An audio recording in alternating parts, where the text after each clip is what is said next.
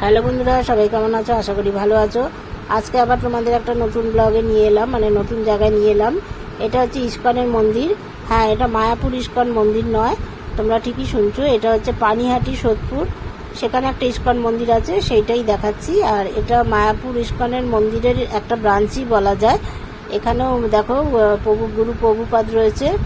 আর এখানে যে দেখছো সব মেয়েরা মালা গাচ্ছে ঠাকুরের। আচ্ছা, এবার দেখো ঠাকুরকে আমি তোমাদের দেখাচ্ছি। এখানে যে ঠাকুরের কিন্তু রাধাকৃষ্ণের কোনো মূর্তি নেই, এখানে নিতাই গৌর আছে। আর মানে নারায়ণের শালগ্রাম শিলা আছে, যেটাতে পুজো হয়। আচ্ছা দেখো, এখানে কিন্তু সেদিনকে আরতি হচ্ছিল, মানে আমি যেদিন গেছিলাম আরতি হচ্ছে। দেখো সবাই আরতির তালে তালে কত সুন্দর নাচছে। আর কীর্তন হচ্ছে। তা কীর্তনের আওয়াজটা আর আরতির আওয়াজটা আমি দিইনি, যেহেতু আমার কথাটা দিয়েছি বলে। এখানে দেখো স্বামীজি মানে আরতি করছে, ঠাকুরের আরতি চলছে। আচ্ছা, এই মন্দিরের পাশেই আবার মা দুর্গার মন্দিরও আছে, মানে মা দুর্গা রয়েছেন আর মা জগদ্ধাত্রী। আচ্ছা, এবার দেখো এই মন্দিরটা, এই যে যেখানটা তোমাদের দেখালাম, এটাই বাদিকে। আর তার এইদিকে ডান দিকে মা জগদ্ধাত্রীর মূর্তি রয়েছে, মানে মন্দির আছে। আর এখান দিয়ে আমি নিয়ে যাচ্ছি তোমাদের পুরো মন্দিরটা দেখানোর জন্য। এই জায়গাটা দেখছো, এখানটা হচ্ছে, এখানে প্রত্যেক দিন দুপুরবেলা খাওয়ানো হয়, মানে ভোগ প্রসাদ দেওয়া হয় এই জায়গাটাতে, সবাই বসে খায়। আমিও আগে একদিন এসে খেয়েছি এখানে।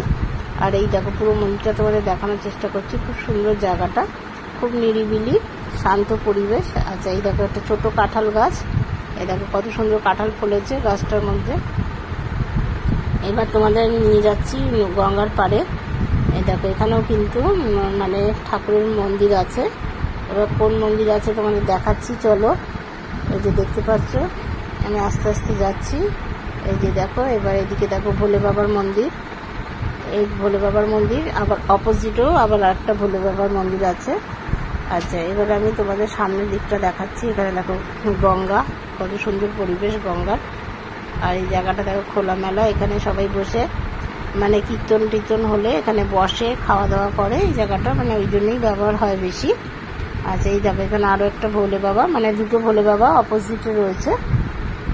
আচ্ছা, এবার দেখো তোমাদের আরও দেখাচ্ছি। এখানে আবার একটা সুন্দর বাগানও রয়েছে। এখানে অনেকেই দাঁড়িয়ে ফটো তুলছিল তখন আমি যখন গেছিলাম।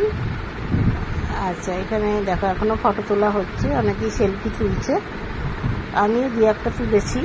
আর নিচে দেখো গঙ্গায় সবাই দাঁড়িয়ে আছে, মানে জল টল নিচ্ছে হয়তো।